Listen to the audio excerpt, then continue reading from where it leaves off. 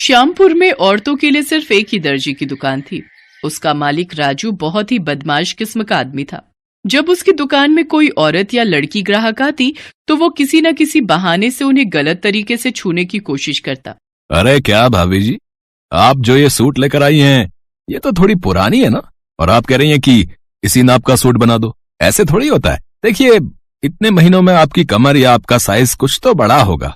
अगर मैं पुरानी नाप से ही ये वाली सूट बना दूंगा तो फिर फिटिंग सही नहीं होगी ना। अच्छा ठीक है, फिर ले लो नाप। महिला के इतना कहने पर ही राजू की आंखों में चमक आ जाती। अपने गले में पड़े इंच टेप से वो नाप लेने लगता है। हाँ भाभी जी, जरा सा सामने आइए। हाँ हाँ हाँ, ठीक है, जरा कमर की नाप ले लूं। उसके बाद तो वो लगभग आधे घंटे नाप लेने में ही लगा देता। और अगर कोई उससे कहता कि अरे राजू मास्टर जी, कितनी देर से नाप ले रहे हो, शाम तक नाप ही लोगे क्या? देखिए भाभी जी, मेरा नाम है राजू मास्टर। मैं अपने काम से कोई समझौता नहीं करता। हाँ, ठीक से नाप लूंगा तभी तो मस्त सूट बना पाऊंगा ना। अब उसकी इस बात पर कोई क्या ही उसे बोलता। बहरहाल औरत के जाने के बाद वो उस औरत के ख्याल में खो जाता। और क्या मस्त फिगर थी भाभी जी की। ओहो, इसके आगे तो सारी हीरोइनें फेल हैं यार। वाह ऊपर वाले, क्या किस्मत बनाई है तुमने मेरी। जरूर मैंने पिछले जन्म में कोई अच्छे कर्म किए होंगे जो आपने मुझे दर्जी बनाया। हे भगवान, बस एक ही प्रार्थना है कि अगले जन्म मोहे दर्जी ही कीजो, ताकि मैं अलग अलग और खूबसूरत औरतों के नाप ले सकूं। राजू टेलर अपने काम की आड़ में औरतों के साथ छेड़छाड़ किया करता था। अब उसका प्रोफेशन ही ऐसा था कि लोगों को ज्यादा कुछ पता नहीं लगता। श्यामपुर में ही विनीता नाम की एक रिटायर्ड टीचर अपनी बेटी सिम्मी और बेटे विकास के साथ रहा करती थी। विकास की अभी कुछ दिनों पहले ही शर्मिला नाम की लड़की से शादी हुई थी। शर्मिला बहुत ही भोली लड़की थी। एक बार की बात है, सुबह का समय था। शर्मिला माथे पर घूंघट लिए अपनी सास के पास चाय लेकर गई। ये लीजिए माँ जी, आपकी चाय अदरक वाली। ये कहकर उसने चाय अपनी सास को दी। विनीता ने चाय ले ली तो शर्मिला वहां से जाने लगी। बहू, 1 मिनट रुको, मुझे तुमसे कुछ बात करनी है। मुझसे कोई बात हो गई क्या माँ जी? अब चाय तो ठीक है ना? अरे तू इतना डरती क्यों है? मैं तेरी सास हूँ, कोई राक्षस थोड़े ही हूँ जो तुझे खा जाऊंगी। और जहाँ तक रही चाय की बात, तो वो तो मैंने अभी तक पी ही नहीं है। ये कहकर उसने चाय की प्याली उठाई और चाय पीने लगी। चाय पीते ही, वाह बहुत ही अच्छी चाय है, बिल्कुल तुम्हारी जैसी। अरे बहू, तुम खड़ी क्यों हो? तुम्हें कहा है ना मैंने बैठने के लिए, बैठो। अब जी माँ जी, कहिए आप मुझसे क्या बातें करना चाहती थी? तब शर्मिला की सास ने उससे कहा, शर्मिला बहू, तेरी शादी को लगभग 1.5 महीने हो गए। तू कब तक ये साड़ी और घूंघट में रहेगी? मैं समझी नहीं माँ जी। बहू, अब हमारी पीढ़ी की तो तुम हो नहीं कि घूंघट और साड़ी में ही हमेशा रहो। तुम आज की पीढ़ी हो, तुम सलवार सूट पहन सकती हो घर में। मैं कुछ नहीं बोलूंगी तुमको। पर माँ जी, मैं तो सलवार सूट लेकर आई ही नहीं। मुझे लगा कि शादी के बाद साड़ी में ही रहना होगा। भला ऐसा भी होता है क्या? उसके बाद विनीता ने अपनी बेटी सिम्मी को आवाज लगाई, सिम्मी, सिम्मी। सिम्मी उस समय कॉलेज जाने के लिए तैयार हो रही थी। माँ की पुकार सुनकर वो बाहर आई। हाँ मम्मी, क्या कह रही हो? कहीं जा रही हो क्या? क्या मम्मी, इस समय मैं कॉलेज जाती हूँ ना। पर आज तो संडे है ना, विनीता ने कैलेंडर की ओर देखते हुए कहा। तब सिम्मी कैलेंडर के पास गई और उसे पलटते हुए कहा, मम्मी, जनवरी खत्म हो गया है, ये फरवरी है, फरवरी, और आज शनिवार है। ओह, मैंने तो ध्यान ही नहीं दिया। अच्छा ये तो बोलो कि तुम मुझे बुला क्यों रही थी? सिम्मी बेटा, वो तुम्हारे पास 3-4 सूट के कपड़े पड़े हैं ना जो पिछले महीने खरीदे थे। हाँ माँ, है तो। सुनो ना, वो तुम भाभी को दे दो, वो उसे राजू टेलर के पास जाकर सिलवा लेगी। तुम्हारी भाभी के पास एक भी सूट नहीं है। अच्छा माँ, मैं दे देती हूँ। सिम्मी ने सूट के कपड़े अपनी भाभी को दे दिए। सिम्मी कॉलेज चली गई। बहू सुनो, ये लो सूट का कपड़ा, इसे सिलवा लो। यहाँ से थोड़ी दूर पर राजू टेलर्स है, तुम उसके पास चली जाओ। मैं अकेली जाऊँ? हाँ बहू, चली जाओ ना। तुम्हें तो पता है ना मेरे घुटनों में कितना दर्द रहता है।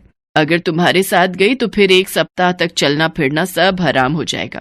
शर्मिला सूट का कपड़ा लेकर राजू टेलर्स के पास गई। राजू ने उसे देखा तो, ये कौन देहाती हुस्न की परी आ रही है? घूंघट वुंघट निकाल के, पहले तो इसे कभी नहीं देखा। राजू टेलर शर्मिला को घूर घूर कर देख रहा था। उसे इस तरह घूरता देखकर शर्मिला झेंप गई। तब राजू ने उससे पूछा, कहिए क्या सेवा करूं मैं आपकी भाभी जी? जी, ये सूट बनवाना है। हाँ हाँ, बना देंगे बना देंगे। वैसे कैसा बनवाना है, पटियाला या नॉर्मल? पटियाला। अरे पटियाला नहीं पता आपको? आजकल वो स्टाइल बहुत चलता है। मैं तो एक्सपर्ट हूँ पटियाला का। मेरे पास दूर दूर से लोग आते हैं पटियाला सूट सिलवाने। उसके बाद राजू टेलर ने शर्मिला को दुकान पर रखे कुछ सैंपल दिखाए। शर्मिला को वो पसंद आ गए। हाँ जी सही है, ऐसा ही बना दो मेरा। अरे ऐसा क्यों, इससे अच्छा बना देंगे आपका, लेकिन पहले आपको देना होगा। देना होगा? क्या देना होगा? अरे नाप देना होगा, नाप। बिना नाप मैं कैसे बनाऊंगा आपके लिए पटियाला सूट। उसके बाद राजू शर्मिला का नाप लेने लगा। शर्मिला से बातों के क्रम में ही उसे पता लग गया था कि ये बहुत ही भोली टाइप की है, इसलिए उसने मन ही मन सोच लिया था कि आज तो इसका अच्छे से और बहुत देर नाप लूंगा, मजा आ जाएगा।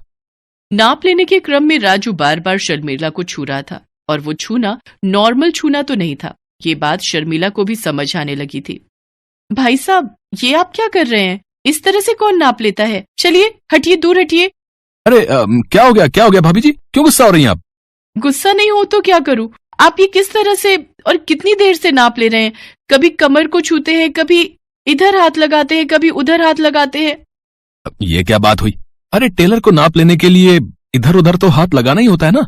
अब मेरी आंखों में कोई मशीन तो सेट नहीं है कि एक बार किसी को देखें और परफेक्ट नाप ले ले। राजू अपनी बेहुदा दलीलों से अपनी कारगुजारी को ढकने की कोशिश कर रहा था, लेकिन शर्मिला भले ही भोली थी, लेकिन ना समझ तो बिल्कुल भी नहीं थी। देखो, मेरे सामने ज्यादा तेज बनने की कोशिश मत करो, मुझे पता है तुम क्या कर रहे थे। मैं चुपचाप सुन रहा हूं तो इसका ये मतलब नहीं है कि आप कुछ भी इल्जाम लगाओ। अरे मैं कोई नया टेलर नहीं बनाऊं, सालों से यहाँ काम करता हूँ। हाँ, और न जाने कितनी औरतों के सूट सिले मैंने, किसी ने इस तरह से मुझ पर इल्जाम नहीं लगाया जैसे आप लगा रही हैं। अगर आपको मुझसे सूट नहीं सिलवाना तो आप जा सकती हैं, लेकिन इस तरह के बेहुदा इल्जाम तो मत लगाइए मुझ पर। मैं बीवी बच्चों वाला आदमी हूँ। शर्मिला वहां से चली तो गई, लेकिन उसने अपनी सास को सारी बातें बताई। ये तुम क्या कह रही हो बहू? हाँ माँ जी, वो बहुत ही बदमाश दर्जी है। उसने नाप लेने की आड़ में मेरे साथ बदतमीजी की। माँ जी, मुझे तो वो शक्ल से ही बदमाश लगता है। अच्छा सुनो, सिम्मी को आने दो, फिर चलते हैं तीनों मिलकर उस बदमाश दर्जी की दुकान पर। सिम्मी के आने के बाद तीनों ने मिलकर एक प्लान बनाया। इस बार सिम्मी उस दर्जी की दुकान पर गई और सूट सिलवाने की बात कही। अपनी आदत से मजबूर राजू टेलर बेशर्मी के साथ सिम्मी की नाप लेने लगा, लेकिन इस बार उसकी सारी हरकत दूर छिपी उसकी भाभी ने रिकॉर्ड कर ली। फिर उन्होंने पुलिस को फोन कर वहां बुला लिया। थोड़ी देर में पुलिस वहां पहुंच गई। पुलिस को देखकर राजू टेलर के चेहरे का रंग उड़ गया। क्यों रे, तू ही है ना राजू टेलर? जी मैडम, मैं ही हूँ। कोई बात हो गई है क्या? उसके इस बात पर इंस्पेक्टर शशिकला ने उसे एक जोरदार तमाचा मारा और विनीता और शर्मिला द्वारा रिकॉर्ड किया वीडियो दिखाया। बेशर्म, यही करता है तू दुकान में अपनी? औरतों को क्या समझ रखा है तूने? चल तू थाने चल, इतने डंडे तुझे मारूंगी, इतने डंडे तुझे मारूंगी कि तेरी सारी बेशर्मी निकल जाएगी। इंस्पेक्टर शशिकला ने राजू टेलर को जेल भेज दिया। उस पर मुकदमा चला और उसे 5 साल की सजा हुई। विनीता की बहू शर्मिला भले ही भोली थी, लेकिन उसने गलत के खिलाफ आवाज उठाई। वो चुप नहीं रही। दोस्तों, आप सभी भी गलत के खिलाफ आवाज उठाइए, गलत से लड़िए, चुप नहीं बैठिए। आधी रात का समय था। पूरा गांव अंधेरे की आगोश में था, लेकिन माहेश्वरी देवी के घर से हल्की रोशनी आ रही थी। ऐसा लग रहा था कि उनके यहाँ लोग जागे हुए हैं। माहेश्वरी देवी की बड़ी बहू रागिनी के कमरे से खुसुर फुसुर की आवाज आ रही थी। तुमने आज भी देर कर दी आने में, जाओ मैं तुमसे बात नहीं करती। अरे ऐसा मत करो मेरी जान, बात बंद कर दोगी तो तुम्हारा ये आशिक जिएगा कैसे? तुम्हें सिर्फ अपनी फिक्र है दिलीप, मेरी नहीं। कभी मेरी जगह पर खुद कर रख कर देखो तो पता चल जाएगा तुम्हें। अरे हम तुम अलग कहाँ हैं, हम दोनों तो एक ही है ना, 2 जिस्म लेकिन एक जान। ये कहकर दिलीप ने रागिनी को अपनी बाहों में भर लिया। बहुत तड़पाते हो तुम दिलीप। तुमसे कम रागिनी। उसके बाद दोनों एक दूसरे में खो गए। कुछ घंटे बाद की बात है। माहेश्वरी देवी की छोटी बहू दीपा भी उस समय जाग रही थी, और उसके कमरे में भी दिलीप नाम का वही शख्स चुपचाप खड़ा था जो कुछ देर पहले रागिनी के साथ था। उसे देखते ही दीपा भी गुस्सा हो रही थी। मिल गई फुर्सत तुम्हें? घड़ी देख रहे हो कितने बज रहे हैं? अब तो सुबह होने वाली है। तुम कहो तो सूरज से कह दूं कि आज थोड़ी देर बाद निकले। बस तुम्हें बातें बनाना ही आता है। एक दिन कोई पकड़ लेगा ना हम दोनों को, तो फिर सारी आशिकी धरी की धरी रह जाएगी। अरे ऐसे कैसे पकड़ लेगा? और अगर पकड़ लेगा तो तब की तब देखी जाएगी। दिलीप, तुम मुझसे प्यार तो करते हो ना? अरे तुम्हें कोई शक है क्या? शक नहीं है, लेकिन तुम मुझे यहाँ से लेकर भाग क्यों नहीं जाते? कब तक हम दोनों इस तरह छिप छिप कर मिलते रहेंगे दिलीप? अरे दीपा मेरी जान, मैं पूरी सेटिंग में लगा हूं, थोड़ा समय लगेगा अभी, कुछ दिन और इंतजार करना, फिर तो हर दिन हम दोनों ऐश करेंगे बिना किसी की परवाह किए। माहेश्वरी देवी जिस कमरे में सोई हुई थी, अचानक उनके कमरे के बाहर एक कुत्ता जोर जोर से भौंकने लगा। फिर कुछ देर बाद वो रोने लगा। कुत्ते के रोने की आवाज से माहेश्वरी देवी की नींद खुल गई। ओह, इसे क्या हुआ? ये इस तरह क्यों रोने लगा? माहेश्वरी देवी को प्यास लगी थी। वो बिस्तर पर बैठे बैठे ही अपनी बहू को आवाज देने लगी। रागिनी, दीपा, बहू, बहू। रागिनी तो गहरी नींद में थी, तो उसे अपनी सास की आवाज सुनाई नहीं थी। लेकिन छोटी बहू दीपा दिलीप के साथ आनंद के उस सागर में गोते लगा रही थी, जहां वे दोनों सिर्फ एक दूसरे के दिल की धड़कन और तेज चलती हुई सांसों की आवाज ही सुन सकते थे। दिलीप, मुझे तुम्हारे साथ हमेशा ऐसे ही रहना है, प्यार के समंदर में गोते लगाना है और भूल जाना है पूरी दुनिया को। माहेश्वरी देवी ने कई बार दोनों बहुओं को आवाज दी, लेकिन किसी ने उसकी आवाज नहीं सुनी। तो लगता है खुद ही उठकर पानी लाने जाना पड़ेगा। माहेश्वरी देवी को दिखाई नहीं देता था, लेकिन उन्हें अंदाजा तो था ही कि कैसे अपने कमरे से बाहर निकलकर रसोई की तरफ जाना है। वो अंदाजे से ही कमरे से धीरे धीरे कर बाहर निकली। जैसे ही वो छोटी बहू के कमरे के पास पहुंची, उसे खुसुर फुसुर की आवाज सुनाई दी। अरे, बहू के कमरे में कोई है क्या? वो किससे बात कर रही है? माहेश्वरी देवी उसके दरवाजे को खटखटाने लगी। बहू, बहू, छोटी बहू। अचानक दीपा का ध्यान अपनी सास की आवाज पर गया और उस आवाज को सुनकर उसका दिल जोर जोर से धड़कने लगा। अरे, ये अंधी बुढ़िया कब जग गई? दिलीप, तुम चुपचाप रहना, मैं संभालती हूँ मोर्चा। मैं बुढ़िया से बातें करूंगी, तुम पीछे से निकल जाना। वो तो अंधी है, उसे कुछ पता नहीं चलेगा। दीपा ने दरवाजा खोला और दिलीप पीछे से निकल गया। क्या हुआ माँ जी, आप दरवाजा क्यों पीट रही हैं? तुम्हारे कमरे में कोई है क्या दीपा? तुम किससे बातें कर रही हो? मैं और बातें? क्या माँ जी, आप ये क्या कह रही हैं? मैं तो अकेली हूँ अपने कमरे में, मैं भला किससे बातें करूंगी? लगता है आपने कोई सपना देखा है। सपना? सपना तो नहीं था। अच्छा छोड़ो, सुनो, थोड़ा पानी पिला दो ना। आप रुकिए, मैं ला देती हूँ। लेकिन कितनी बार आपको कहा है कि आपको कोई जरूरत हो तो आप मुझे आवाज दे दिया करिए। दिया तो था बहू, पर तुमने सुना नहीं, इसलिए मुझे खुद से आना पड़ा। माहेश्वरी देवी के दो बेटे रमेश और निरंजन विदेश में नौकरी करते थे। साल में 1 या 2 बार ही उनका आना होता था। माहेश्वरी देवी की दोनों बहुएं पिछले 2 साल से अपने पति और सास को धोखा दे रहे थे। उन दोनों का संबंध दिलीप नाम के आदमी से था, लेकिन अपने पति और सास को धोखा देने वाली रागिनी और दीपा को पता नहीं था कि दिलीप भी इन लोगों को धोखा दे रहा था, क्योंकि दिलीप दोनों बहुओं से ही छिप छिप कर मिलता था और उन दोनों में से किसी को इसके बारे में पता नहीं था। इसे कहते हैं 5 उंगलियां घी में और सर कढ़ाई में। रागिनी और दीपा के मजे भी ले रहा हूँ, और जब जरूरत होती है उनसे पैसे भी ले लेता हूँ। बस अपनी ये जिंदगी ऐसे ही चलती रहे और वो दोनों सपने देखते रहे कि मैं उन्हें लेकर भाग जाऊंगा और शादी करूंगा। माहेश्वरी देवी को उस दिन दीपा ने बहला तो दिया था, लेकिन उनका मन नहीं मान रहा था। अब वो बेचारी देख तो सकती नहीं थी, लेकिन वो कहते हैं ना, जो देख नहीं सकते उनके पास मन की आंखें होती हैं, और मन की आंखें साधारण आंखों से कई गुना ज्यादा देख सकती हैं। कुछ तो गड़बड़ है, लेकिन क्या, ये मैं समझ नहीं पा रही हूं। बहू ने उस दिन झूठ बोला, ये तो पक्का है। उस दिन के बाद माहेश्वरी देवी रात को और ज्यादा अलर्ट रहती और हर दिन उसे लगता कि रात को उस घर में कोई आता जरूर है। मुझे ऐसा सोचना तो नहीं चाहिए, लेकिन लगता है कि मेरी छोटी बहू किसी गलत राह पर है।